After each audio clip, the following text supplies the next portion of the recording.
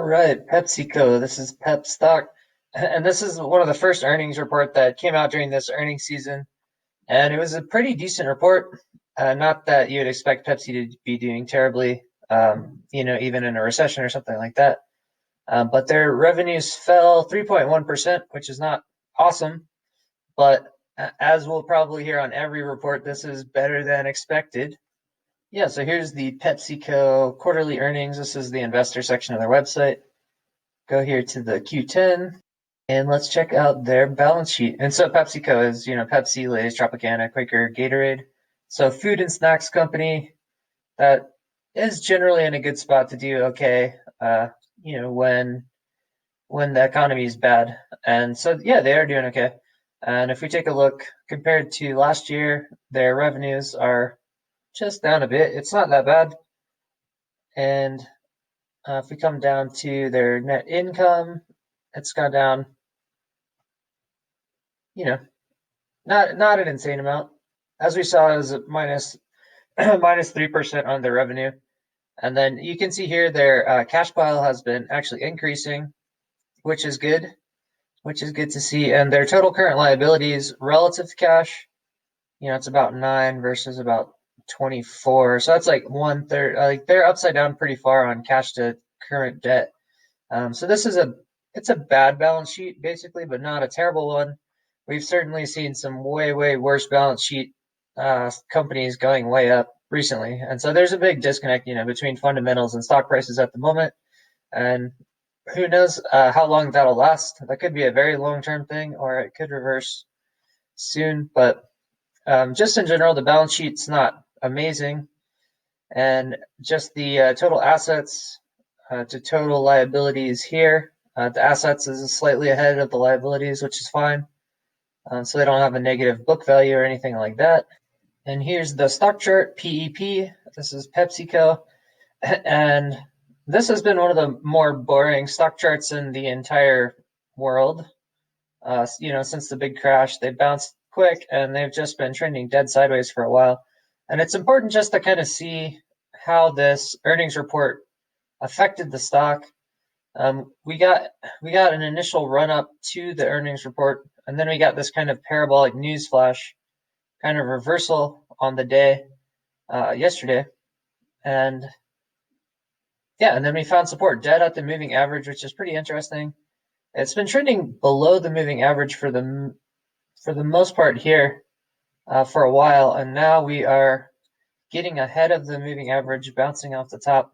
So this is a pretty good looking chart after, the earnings report we knew would be negative, and of course, like they say, it's better than expected. But it's a good idea to check out PepsiCo. This is one of the early earnings reports that we're going to get to see how the market is reacting, just reacting to the reports. And this is a really positive reaction.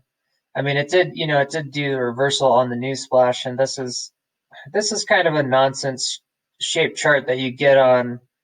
This is like something you would see in a biotech stock or something when you get some fake news and it's like bounces and comes back down.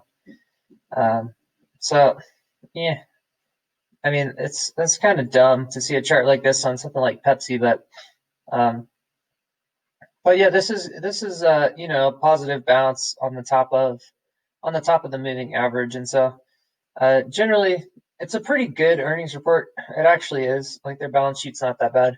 But we're going to see some really, really bad reports from some different companies, possibly some banks, and they're going to be like, "Well, this is better than expected." Like everything's going to say that, but yeah, this is a good kind of early look at earnings where we have a decent earnings report and a pretty positive response from the market.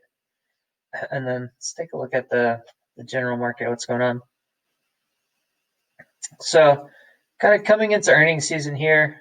I don't know if this down move specifically has something to do with earnings season, but yeah, this has been this wild kind of choppy area, and we're up here along the top edge. We couldn't get a bull setup; it broke down, and then we got a bearish setup here, and it didn't make it. It held without breaking through this bottom support and shot up right up here, and you can see the levels where this was trading dead sideways to the previous top. And so it got up above, this island area, bounced up and got a really hard rejection off the top of the island area. And so those are pretty expected areas to get some resistance. But what maybe was less obvious was that a rejection would go immediately back down below this bottom kind of resistance level. And so this this is shaping up to maybe be another bearish setup here. We've come below resistance again, and now we've gone up and back tested this thing. So if this starts coming down again, it still needs to break this level, like this 31.25 sort of area in here. But if we get it back test, as soon as it's breaking this level, that's going to be a bearish spot with very little resistance below, because all we have, like all the way down here south of the 3,000 level, we have this area where we have the long-term moving average, and then we have this 12-year bull support line that we're above here. And so this whole area is pretty open. So if it does make a bearish move, if it does break down, which it looks like it could now, that could result in a big move. That could just be like a 1 or a 2-day move. And what I've been looking at here is that the Qs, like the leading sector, the infotech sector that's been leading the market higher, has done a decent reversal, and it looks like it could break down. And the market can make a move down for a day or two without the Qs doing much of anything important. But if the Qs do decide to make a move down, that could lead an actual downtrend. And so that's something to look out for. But as of yet, the market's not reacting too negatively to earnings so far. And then we can see the smaller sectors are still just kind of wobbling around. And XLF, which should be really bad actually for earnings. I mean, this is where I would expect to see the most sort of damage to earnings, and then also just the interest rates are not going up. We're not getting big inflation signals. Like anything helping financials isn't showing up. The bond purchasing list didn't have the financial companies on it like I thought it was going to. It has all these random companies, and it has like Apple and Microsoft on there, which was interesting, but they're not getting the bonds purchased. They're not allowed to do stock buybacks. They've been restricted from doing stock buybacks, which is not a good sign. And yeah, so I would expect financials to be in a bad spot. But they have done a run up here into the earnings, and now it's kind of just getting choppy, which is interesting to see. So that's kind of what I want to see, if this big gap between the infotech and all the other sectors narrows or not, and if it breaks down or not will be kind of important.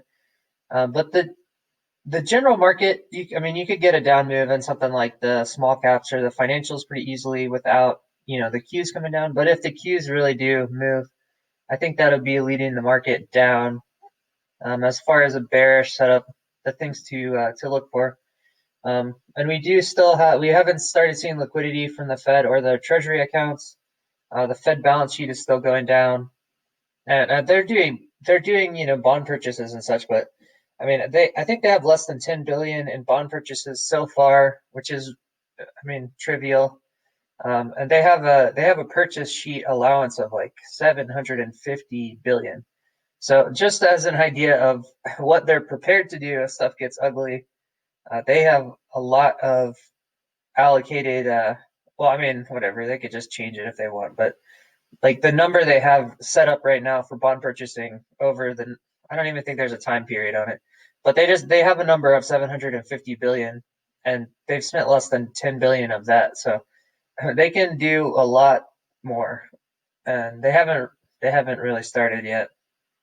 And we haven't seen very many bond purchases. I saw on the balance sheet that the mortgage-backed security purchases just went way down, and they just bought some more treasuries. So It's pretty minimal on the Fed kind of liquidity balance sheet situation.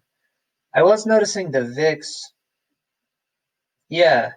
So we're kind of in this area where, oh, the VIX is going up even more. Oh, interesting. Yeah, we're in this area where the stock market is just it's kind of, stalling out or going up just a little bit, and the VIX is climbing pretty aggressively against a flat market right here. And so that is that looks similar to me to this area here before we had a big VIX breakout. And this is where we had the island top last time, where the stock market was dead flat and the VIX was rising against it.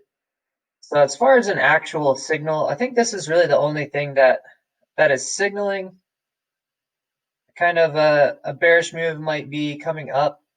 We're starting to get a bearish technical setup, so we'll see if it does anything here. See if it can hold underneath here, or if it can get back up. So yeah, basically what I was saying is there's a there's a little bit of bearish stuff going on. I mean, the momentum here is a little bearish after this move down here. But if we get a back test kind of move down here that breaks these levels, and this is not investment advice as always, but wherever this is, 3116 is kind of the level where a bearish breakdown could become a move down to these lower levels. Like it could make it down below 3,000 in just a couple of days if it actually breaks down there. So that's kind of a technical spot to watch here, and then of course, I mean, we've just been wobbling all over the place around here, so we'll see if it does actually kind of hold down or not. This is not, I mean, this is not exactly a bearish kind of like a pin it or anything. It's kind of weak and weird looking kind of thing, but yeah, I mean, you could get a bearish follow through on that, and then of course on the bullish side, there's just a ton of resistance. I mean, the same areas that we just hit here and here relative to this previous peak. And then immediately above that, we have this 2-year bull market support line that we're underneath that we had a big rejection off of here. So there's, one, two, three, four big zones to try to move through. On the bullish side, if it starts to break up, there's a ton of resistance overhead. But if it starts to break down, there's not much. There's not much until you get down below 3,000. So that's just a look at the general market, and yeah, and Pepsi has a pretty good report, and that's I don't think we're going to see that many reports that are very good, and it's not too surprising. I mean, snacks and food isn't the kind of industry that gets smashed when you have recessions, so that's not too big of a deal. And yeah, I'll go. I think we got some bank reports coming in. I'll go check those out and see what we get. So yeah, that's the beginning of earnings season. It's not crazy surprising, I guess, to see volatility going up during earnings either, because people are just like waiting to see what we get. But yeah, that's what I expect. Is I think the numbers are going to be kind of ugly for most of the reports, but I think it'll probably say on almost every report that it's better than expected. We're going to keep seeing that. But I guess it just kind of depends how the market reacts to it. So these first couple earnings reports should be pretty interesting and kind of get a feel for how everyone's going to react to these. So yeah, so happy trading and cheers.